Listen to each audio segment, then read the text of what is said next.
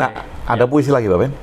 Tadi sebenarnya sebelum ini Pak, udah ada terbayang sebuah puisi, tapi ternyata hasrat saya membunuh puisi yang akan lahir. Ya kan? Tadi saya ada keinginan untuk ngopi ya kan. Ketika saya menuruti keinginan itu ternyata benih puisi tadi langsung hilang. Iya. Atau gini Pak Ben, kan kalau musik itu ada jam session kan, di mana orang tiba-tiba spontan naik ke panggung, kemudian jam session itu memainkan musik saat itu juga. Nah sebetulnya kan kita bisa mengadakan puisi jam session gitu. Jadi saat itu juga kita spontan berpuisi gitu. Itu asik loh. Asik loh. Tapi ada satu lagi puisi Rumi yang mungkin ini cocok bagi, sebetulnya kan ini puisinya kan tetap untuk sebuah cinta yang bukan untuk manusia kan, tetapi kadangkala puisi-puisi ini untuk pembenaran bagi mereka yang lagi patah hati, bagi mereka yang sedang bucin. Yang sedang bucin itu pakai puisi-puisinya Rumi juga. Ya karena kan sekali lagi kan pemanaan itu kan bisa ditarik ke fase apa aja gitu kan. Dan ini kadangkala juga digunakan oleh mereka-mereka yang patah hati, walaupun Rumi saya yakin nulisnya ini kan bukan untuk patah hati kepada manusia kan. Puisi itu ditulis begini: ketika sedih aku bersinar bagaikan bintang pagi. Ketika patah hati hakikatku justru tersingkap sendiri. Cakep. Ketika aku diam dan tenang seperti bumi, tangisanku bagaikan guntur yang menggigilkan surga di langit tertinggi. Ini salah satu yang saya suka, Pak. Nah, menggambarkan kesedihan. Nah, artinya kan mungkin kalau seseorang itu sedang dalam kondisi down gitu, kondisi kecewa, kondisi kan bisa saja kan cocok dengan ini, walaupun Rumi menulis ini mungkin bukan untuk hubungan itu ya. Ya kan mungkin saja kalau kita ngelihat cerita Rumi kan dia lagi sedih ditinggal gurunya Sam Starbis, kemudian dia nulis ini gitu kan. Tapi ini kan keren gitu, keren loh. Keren kan kalau sedih aku bukan menjadi orang yang tak berguna. Loh, ketika sedih aku bersinar bagaikan bintang pagi. Nah, kesedihanku itu malah merupakan energi pemicu kan? Ya untuk menumbuhkan jadi semangat gitu. Bintang pagi itu yang masih Padahal, indah, yang belum panas banget kan. Pagi hari gitu. Artinya dia masih menerima itu sebagai suatu hal yang membangkitkan dia gitu. Ketika patah hati, hakikatku justru tersingkap sendiri. Keren. Jadi sebetulnya patah hati bukan sesuatu yang nista, bukan sesuatu yang yang perlu disesali ya, karena dari situ berlarut gitu. Ada sesuatu tapi juga yang bisa jangan sampai ini menjadi pembenaran kan Pak Ben. Larut-larut di situ. Nah, kemudian ketika ada orang yang patah hati dan sudah seminggu tetap patah hati, dia membenarkan ini. Loh, ngapain aku harus bangkit? Toh kata Rumi, ketika patah hati hakikatku justru tersingkap sendiri kan gitu kan. Itu kan jadi pembenaran kan? Ya, itu hakikatnya memang pemalas Pak.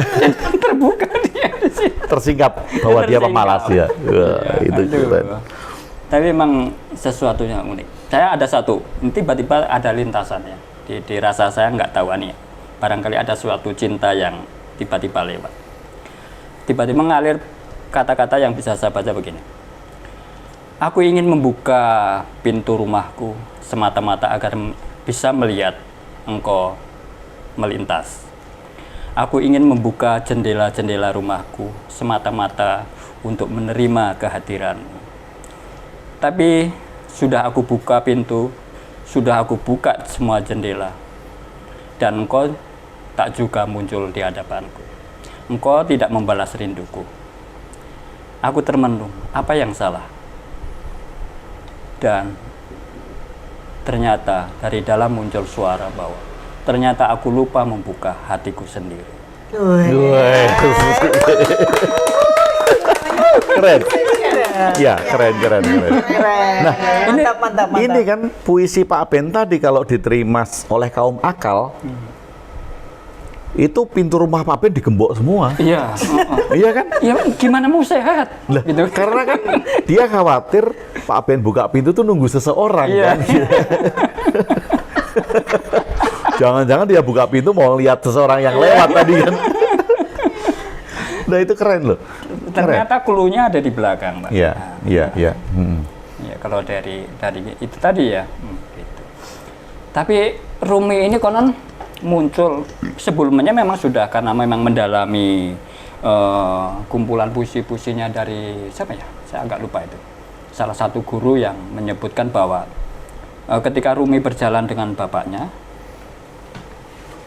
beliau ini mengatakan, aku melihat lautan, aku melihat samudra dituntun oleh sebuah telaga. Jadi ini menggambarkan bahwa bapaknya ini kan sudah sebenarnya orang yang memang sudah terkenal ya, waktu itu memang sudah terkenal, dan bagi orang itu masih sebuah telaga. Dia melihat yang lebih luas lagi, yaitu si Rumi itu. Waktu itu Rumi masih berumur 12 tahun. Nah, ini dia udah melihat jauh bahwa suatu saat dia akan mengalahkan bapaknya, ketenarannya, dan itu memang terbukti. Gitu. Nah, itu lebih terasa lagi ketika ketemu dengan Sam. Ya, dan sangat mungkin sekali bahwa tidak ada guru yang lahir tanpa guru. Ya. Oh, itu nggak ada. Enggak gitu ya. Guru itu akan lahir dari guru. Kenapa? Karena orang ini siapa dia kan pasti belajar kan. Hanya ada yang jujur dan tidak. Gitu. Yang nggak jujur yang mengatakan bahwa guru itu adalah guru gaib. Lahir dari infinite. Iya. Dan bisa bertukar posisi ya Pak ya. Seperti di kasus Rumi ini, dulu beliau berguru sama, ketika bapaknya ini kan punya murid setia ya, namanya Burhanuddin. Nah, ternyata ketika bapaknya Rumi ini wafat, nah posisinya ini Rumi berguru dengan Syekh Burhanuddin ini. Tapi ketika Rumi berkembang, posisinya jadi terbalik. Sang Burhanuddin ini yang berguru pada ya, bisa jadi, bisa, dan bisa seperti itu gitu. Ya. Dan ini bukan masalah soal rendah tinggi ya, ini adalah masalah pemahaman, kedalaman pemahaman. Iya.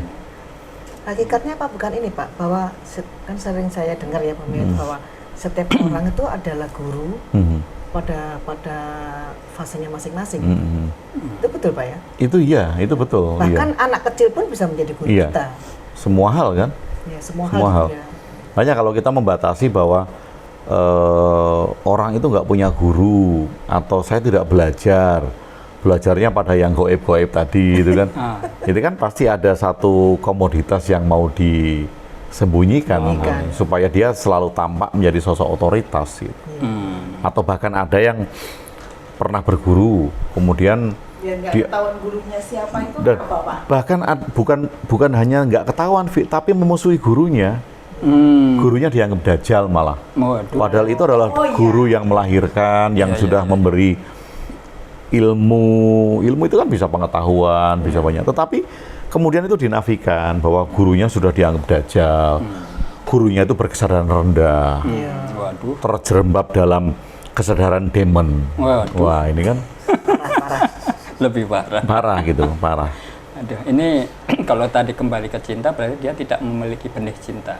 Ya, mungkin bahkan dia pun nggak bisa baca puisinya Rumi. Bisa jadi. Iya. Ya kan, kalau orang membaca puisi dengan sentuhan-sentuhan perasaannya, tentu kan perasaannya sendiri kan harus lembut. Harus lembut. No, kalau hati kita lagi sekeras batu gitu, baca puisi-puisi lembut ya pasti nolak lah. Iyalah. Makanya saya pernah bilang sama teman bahwa jangan suka meremehkan orang yang terlihat lebay, Pak. Ya kan? Jangan terlihat bisa jadi dulunya itu dia adalah sebongkah karang yang kokoh. Terpaan badai, terjangan ombak membuatnya dia hancur, ya kan, menjadi butiran-butiran pasir yang lembut. Dulu itu dia berangasan, ya kan? Tapi ketika kehidupan memporak-porandakannya, ombak-ombak menghancurkan, dia menjadi pasir, butiran pasir. Ini berlaku di ranjang nggak Pak Ben? Bisa jadi, Pak. Kok bisa jadi? Di apapun ini, Pak. Apapun medianya bisa. Dan misalnya dia pasangannya, dia harus bisa ngumpulin pasir-pasir itu ya, supaya bisa jadi karang kembali. Perlu dipraktekkan ya sebenarnya, Pak. Loh, itu butiran pasir itu ketika dia mendapatkan media yang tepat dan katalisator yang tepat, nah dia misal katalisatornya misal sedikit air ya kan, begitu dia ini menjadi padat lagi Pak.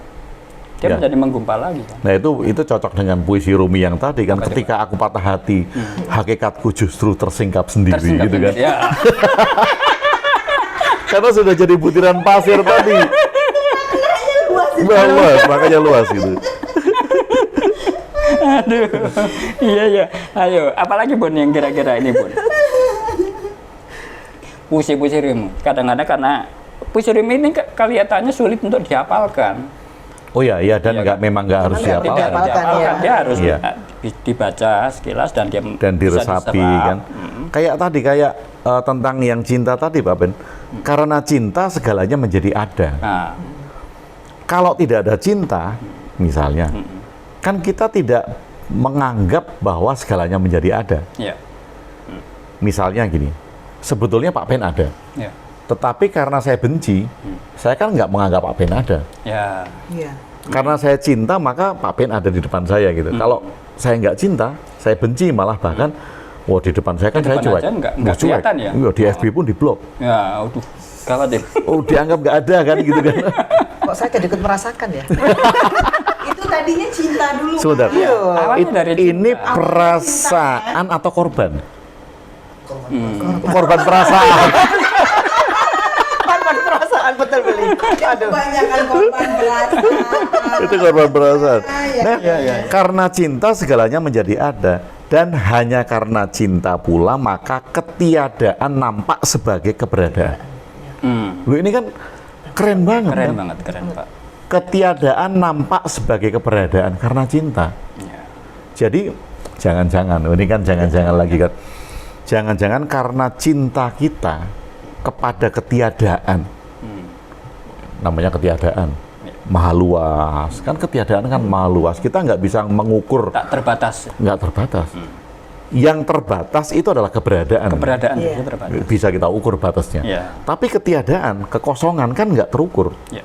Nah, jangan-jangan karena saking cintanya kita kepada ketiadaan itu, maka itu muncul sebagai keberadaan. Sebagai sebuah keberadaan. Dan itu kita simbolkan sebagai Tuhan. Nah, karena hanya dengan begitulah pikiran bisa menangkap itu ya. Betul. Hanya bisa menangkap bahwa sebenarnya kan untuk mengekspresikan cinta kan Iya. itu kan. Gitu kan.